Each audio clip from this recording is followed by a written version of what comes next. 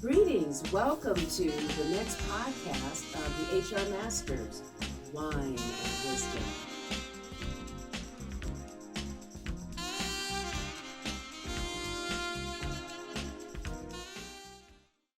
Hi, I'm Shari Davis with Venture HCM LLC, and I'd like to welcome you to this versions of HR Masters Wine and Wisdom. And I'd like to introduce to you our panel for our discussion today. So first we have Ms. Michele Synegal here, who is with Management Dynamics, Inc.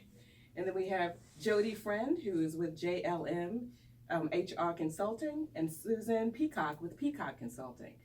So we're glad that you're spending the time with us today. And in some of our previous conversations, we tend to talk a lot about how, as HR professionals, we are supporting others. And so today's conversation is really about how we really think about our own careers. A common scenario that we see often when we're speaking to individuals, whether they are part of the staff or whether they're part of management, is really about how we manage our relationships with our own bosses. And so this is known as a concept that some people may be familiar with as managing up. And so we want to just spend a little time talking about that today and kind of sharing our experiences around that. And so, ladies, I'd like to start with just a question, because some of the feedback I've gotten from individuals are concerns like, I don't think that my boss really values what I do, so I don't think I'm ever necessarily going to get promoted. Or I don't really have a sense of what my manager or my leader wants from me, because I can never seem to meet their expectations. So I just want to throw that out there and see what you'd like to share in terms of your experiences or advice that you'd like to give to individuals. I've been in that situation before, and it's like a moving target because they aren't clear on their expectations of you. Mm-hmm. And so what I find is that I had to force the conversations and get to a point of clarity so that I wasn't missing the mark. And so that meant that I was a little annoying as perceived by the manager, but I needed to know, what metrics are you going to use to evaluate me? And I needed feedback to know if I was on course or not. Mm-hmm. And so I just had to have those courageous conversations. And sometimes we have to do that, because just because someone is our manager doesn't mean that they are an effective leader. Okay, all right. Anyone else want to add something to that conversation? I agree with what you say, Michele. It's one of those things. It's called managing up, because your boss, you may assume that he or she has a level of knowledge and experience. Don't assume that. The reason that you're there is for your knowledge and experience. So I think that you have to feel confident enough to communicate and discern what's the strategy of your manager. What is the expectation? What are the expected, outcomes? And then from there, you have to try to, that person may or may not support you, may or may not have knowledge and experience to help you. So you have to determine, where do you get your information? Where do you get your support? Where do you get your, data or resources? Where are they? Mm-hmm. And at the end of the day, if you don't feel you can be successful, you've got to think about some other bigger questions. Is that the place for you? But, really, I think that sometimes, especially I think with newer employees, they miss the mark a little bit because they make decisions based on one person, maybe their boss, and you don't throw it all out. There's no perfect place. So you really should think long and hard about, can you be successful here? And then if so, find those resources, because, your boss, you manage up, you manage down, but, don't just throw in the towel. So. Well, I think one of your points is important too, in terms of understanding, both of you, understanding what the leader actually wants and what the expectations are, because a lot of times what happens is we may not want to accept what it is that the expectations are, because we don't necessarily might think it's important, or we don't take the time to speak their language. Mm-hmm. Okay, and to understand what's important to me is not necessarily aligned with what's important to them. So I actually had an individual that I did some coaching with who was concerned about the fact that they felt stuck and they weren't moving to the next level.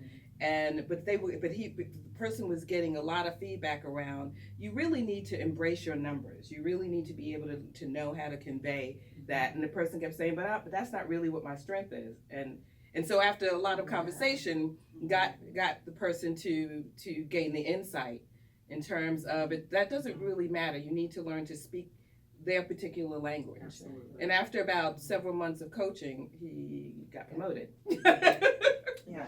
Okay, so you really do have to stretch, okay, and go out of your comfort zone sometimes in order to be able to develop that relationship. Has been my experience. Exactly. Yep, and sometimes if you feel like you're not getting that support from your manager, you may want to seek out a trusted colleague. Right. To try to gain insight. What can I do to approach my manager? What kind of conversation can I have with the manager that will help facilitate communication between the two of us? Yeah. Sometimes it's simply you just don't know how to approach your boss, especially if you're new to the organization and you're getting to learn the organization. You're trying to get to learn your manager, with his or her, their style, their idiosyncrasies. So maybe someone that has been in the organization for a while, you can seek guidance from that person. Yeah, I think that's an excellent point.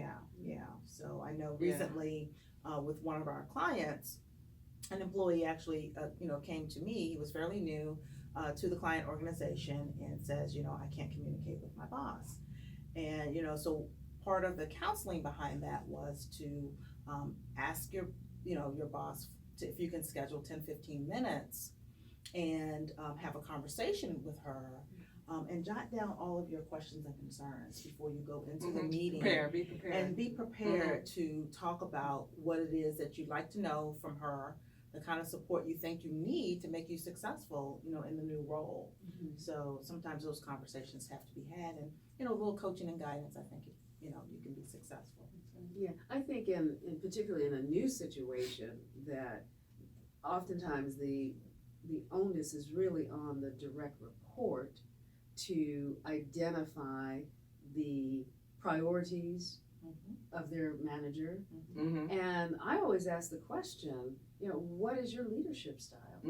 Characterize it for me so that I know how to govern myself in relationship to you and working with you. So if you don't have a sense of that on the front end, then again, ask those questions, because it really is a dual responsibility, not just theirs. It's your responsibility to have in the environment what you need to be successful. Right, that's a good point. Yeah, and Jody, I also think your point in terms of seeking someone out, because also too, I think that's a great opportunity to get intel from individuals that might know the person or your leader, have the opportunity to work with them, even one of their peers. You can start to kind of develop trusted relationships that way too, so that they can give you some insight into how that person actually operates and what's important to them. And yes, I think that's a good point as well. Absolutely. I remember personally earlier in my career when I was looking to get promoted into a director of HR position. I sought guidance and mentorship from someone that was not even related to the HR department, but was already in a leadership role to say, what can I do to present my capabilities, to my manager, to be able to show him that, I do have the skills and the ability, to serve in this capacity. And so that was how can you demonstrate the value and help them understand the value. Exactly. Because, I couldn't even get a performance evaluation from my manager. Right. So even though I asked for it, right? So I went, tried to get guidance elsewhere. And to your point, when you say it's not the manager's responsibility or the leader's responsibility, but you have to take responsibility as well. I mean, I that really resonates with me, because to both of you, to both of your points, just in terms of making sure that you are taking the steps. Mhm.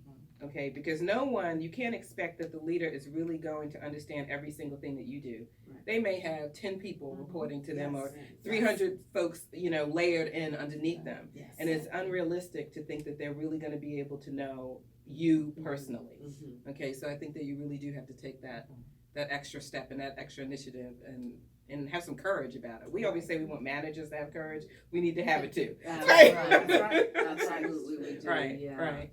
And then also to Jody's point, I think that we really need to have a support base in the organization, Mm-hmm. and identifying folks, and preferably at a higher level or the same level as the manager, because they may even be their colleague, Right. as you say, to give some insight. And then if things go south and your career is in jeopardy in some way, you have a support base. You have individuals who can advocate on your behalf. I had a situation such as that once, and it was the vice president of HR who was an advocate for me because my boss was intimidated by me. Mm-hmm.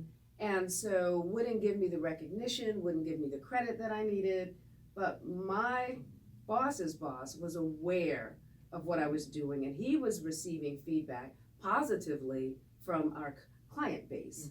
And so when he goes in and comes up with his business case for not promoting me to the next level, he said, well, I just have to veto this because we just have too much data to the contrary in terms of what it is that you're saying.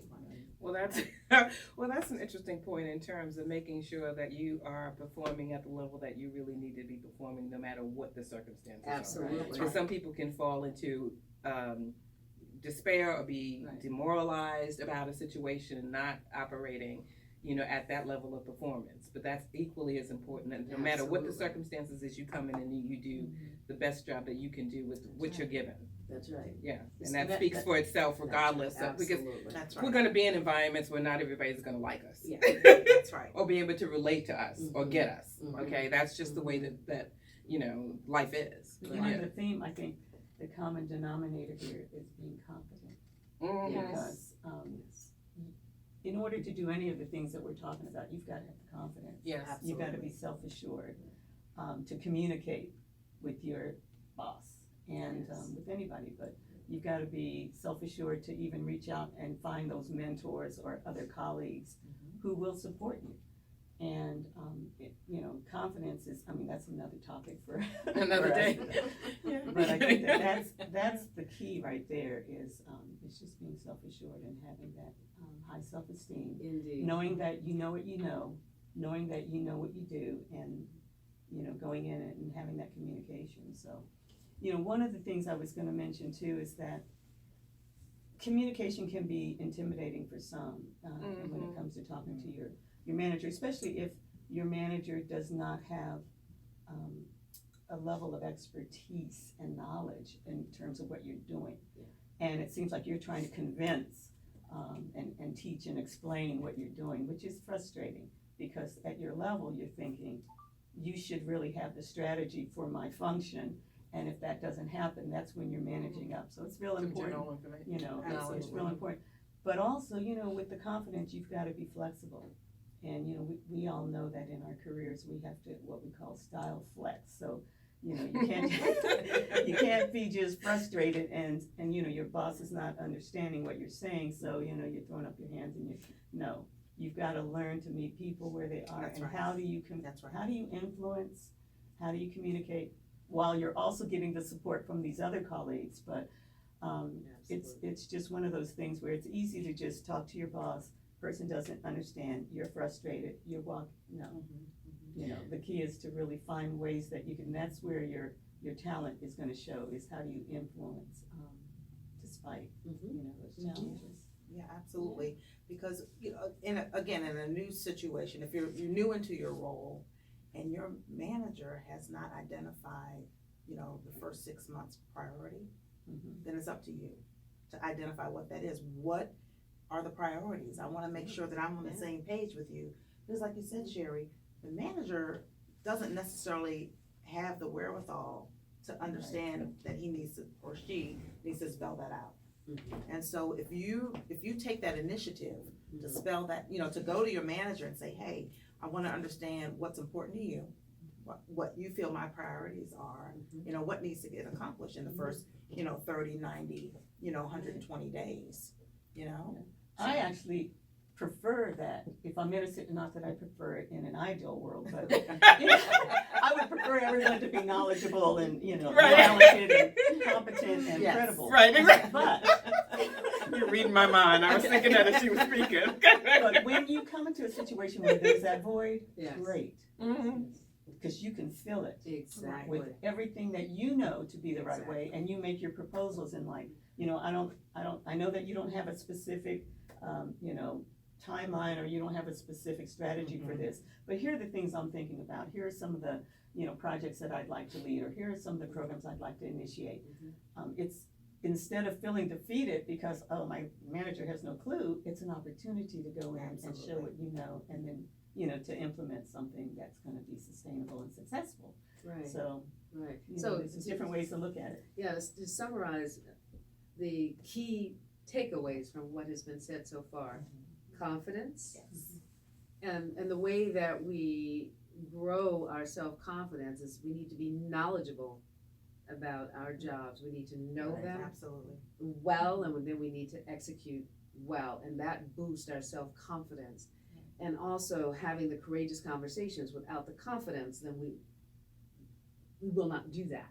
So we also have to have the self-confidence to engage in those courageous conversations. We have to take initiative, is what you said. Sometimes we have to be on the forefront of what it is we need to do, want to do, because we may not have the most effective leader. And then also, we have to be proactive. We have to be in front of situations. We have to know what it is that we want from each situation, and all of our behavior is directed in that way. But if we aren't clear on what it is that we want, what our next career move is, what goals and objectives we want to meet, it's very, very easy to get off course. Right. So as long as we keep our eye on the prize and only engage in behaviors and activities that are going to advance us towards our goals, it's a crapshoot. Yeah, the other thing I think I would add to that, and you did mention that in terms of the leader, and Susan, in terms of the ideal world, we come into it wanting to know, well, how can a person get to that level and they not know? That's, let's be realistic. Yeah. So we need to have a realistic expectation of people and human behavior, Yes. and recognize that everyone didn't go to Management 101 and continue to develop their particular core competencies along the way, and now they're the best CEO and vice president in the world. Okay, and so I think a reality check there for yourself Right. is equally as important, and I would add that to kind of like to sum up the conversation. So we're very, very interested in hearing what you have to say and your thoughts and experiences related to managing up and building relationships with your leaders as well. So thank you for spending the time with us today, and we look forward to our next conversation.